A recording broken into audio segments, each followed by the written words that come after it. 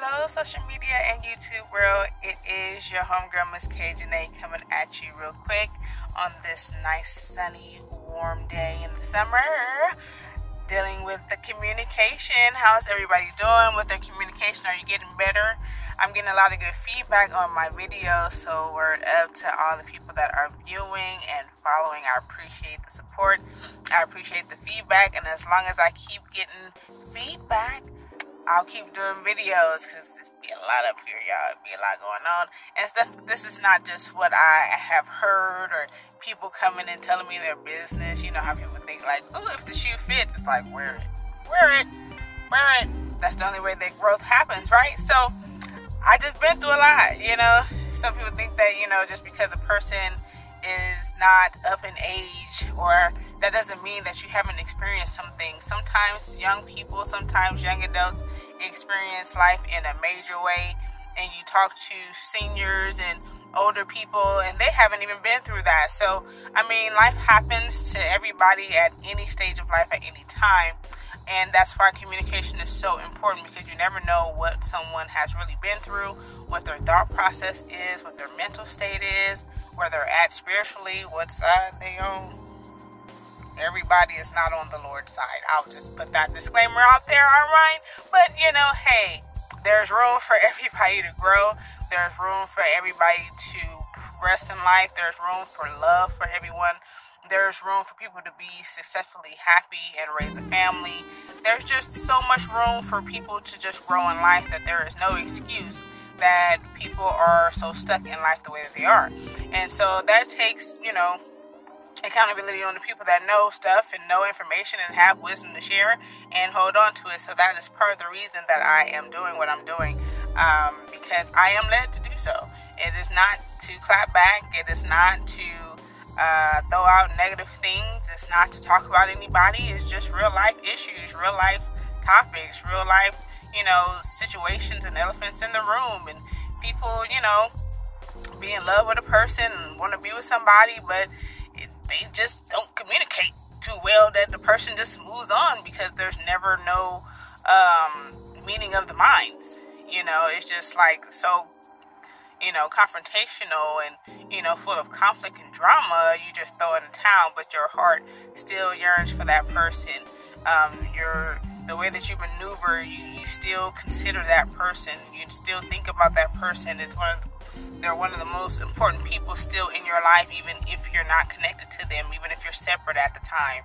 You know, the same as when someone dies, you know, you don't lose that connection just because you lose a person.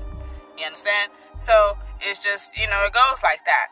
So with the communication series that I am doing, I wanted to talk about, I spoke about it just a second ago, confrontation and being confrontational, the drama and the resolution. Being confrontational with a confrontation, which makes people confrontational, and it's almost versus the resolution mindset person, because you can't resolve an issue without first having a conflict. So you have to have a conflict to even resolve.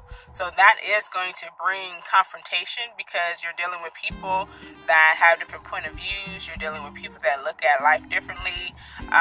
Goes back to that learned behavior, because a lot of times the things that people accept or feel that are okay, that may be disrespectful or rude or unacceptable for others, it could be their norm, the other person's normal behavior, and it's nothing to them. And so that's why the communication barriers have to be broken, and people have to be willing to be 100% of who they really are with the person that they're with.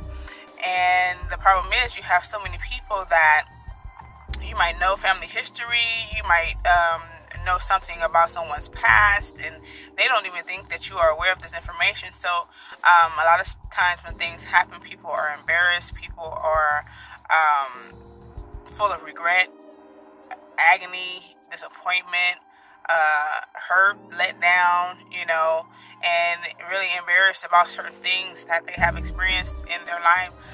Some that's not at their own hand and the hand of others, and some that are just bad choices as you grow up in life because of your surroundings. Your surroundings is very important.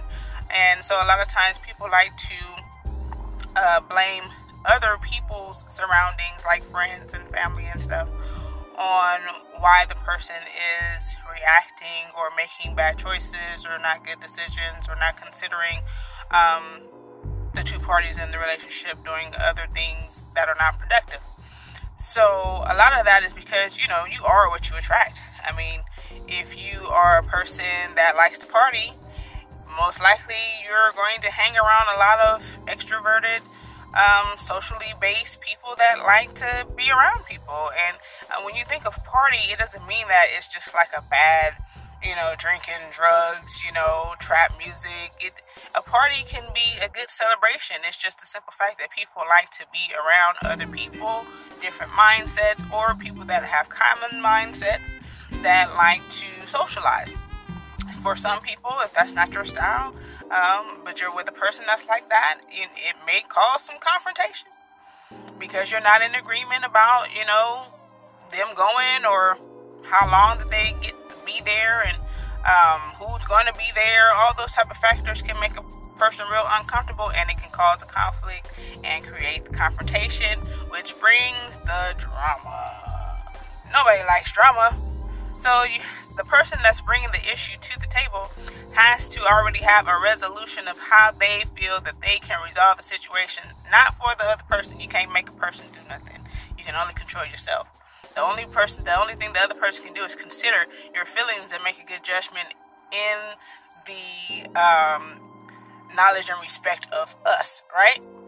But you can't make a person change. They have to want to change, and sometimes we try to get in the way to, play this divine order that we can love a person to change, or we can talk a person into changing, or we can manipulate a person into changing, or we can set a person up, set up scenarios for them to consider changing. And sometimes, and the thing about that, if you've been with someone for a while, they know your gestures of when you are trying to get information out of them or you want something from them. So that works as a negative. That doesn't actually work as a positive. A lot of times people don't like the conflict. They don't like the confrontation. They don't like the drama. So they just be like, okay, whatever. Let's move past something else. This is not really what I'm going to trip off of, even though they tripping. But then it causes an attitude. It causes a separation in communication. They mad. You don't know why they mad, walking around with an attitude. But you got what you want. So you're not really tripping, but don't understand that now we have what? A conflict.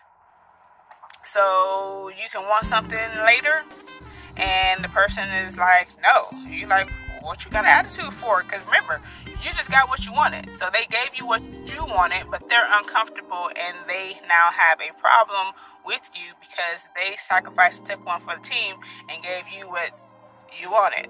So now here you come with something else, and you already done made me a little bit irritated by me having to give you what you want to keep the conflict down.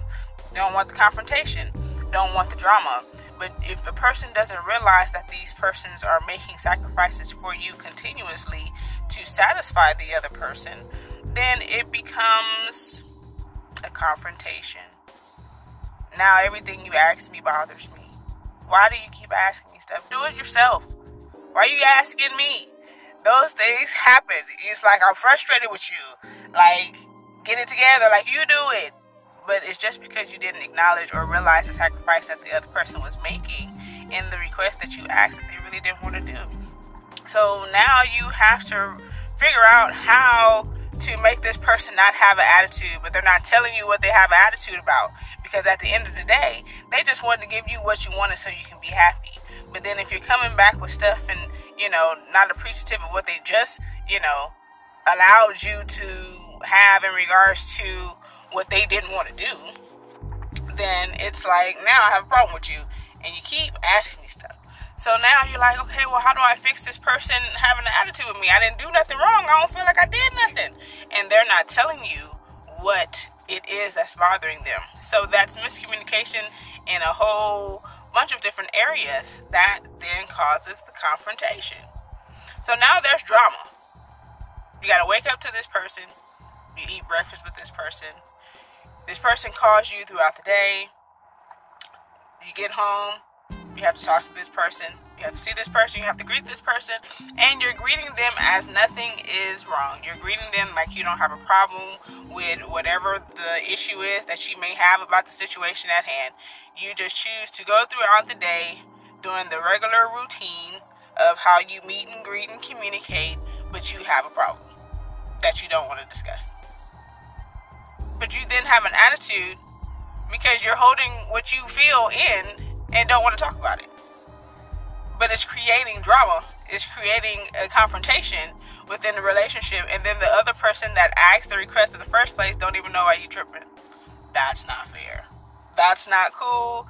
And we're grown-ups here, right? The childlike behavior, it's like, I'm mad at you, I ain't talking to you. I ain't talking to you. You can't do that. You have to say, look, when you asked me such and such and such and such, I really didn't want to do that, but I did it, because you asked me. So then the person can say, oh, well, I didn't know that, you felt that way, or, that really bothered you, or, you can't just go through the routine of things thinking this is what we do. This is what we do. Get a lot of people divorced, get a lot of people separated, get a lot of people not loving each other, get a lot of people arguing, get a lot of people doing a lot of negative stuff against the standards of what you guys have for the relationship, right? And so that's not what you want to do. But you cannot resolve a conflict without confrontation. It's a meeting of the minds. And when you have two people that don't agree about something, you're going to have a confrontation. It's just how you handle it. If the person is yelling because they're confrontational and aggressive, then you be the more quieter one and say, well, I'm just trying to say that, first, can you calm down? Can you calm down so I can talk to you so you can receive what I'm saying? I need you to receive what I'm saying. I know you don't like what I'm saying. I know you don't like to hear what I'm saying. I just need you to receive what I'm saying so you can acknowledge what I'm saying. Then you can accept what I'm saying. And then guess what? We can resolve the conflict. It's always conflict resolution. There's always a conflict. There's always something that's coming up against you because you're two people coming as one. Two minds, two different thoughts, two different backgrounds coming together. Matters of the heart, things that you may not agree with, things you may not even understand. And you're coming together and putting it together to become one and make a decision and grow as a couple in a one-minded standard unit. That's how you're able to teach your children. You have to agree. When you're not in agreement, your kids feel that they have to pick and choose. And that makes things even more confrontational because as parents, you can kind of see how that is. And that's why, favoritism is not good. That can bring some confrontation too. Money matters bring confrontation. Church issues bring confrontation. Friends bring confrontation. Family bring confrontation. Exes bring confrontation. Jobs and overworking or not working enough brings confrontation. Anything can bring a confrontation, but as long as you walk into it with a mind to resolve the issues at hand, you will always be able to fight another day. So that's just my little spiel on communications, the confrontation, the conflict, and the resolution. If you have any topics that you want to have me talk about, because I'm getting a lot of feedback, just holler at me. You can inbox me on Facebook. If you follow me on Facebook, you can send me an email, which is, at the end of the video. Remember to subscribe, share this with your friends. Don't just watch me. Hit the subscribe button so you can get the notification when another video comes out. I'm excited about what's going on right now. Things are growing. Things are moving forward. I have other people that will be joining me in these videos talking about the communication series. I don't know where this is going, people, but it's going somewhere. So stay tuned, get ready, and the Eagles take flight. Holla at your girl. It's Miss Kjnae. Peace out.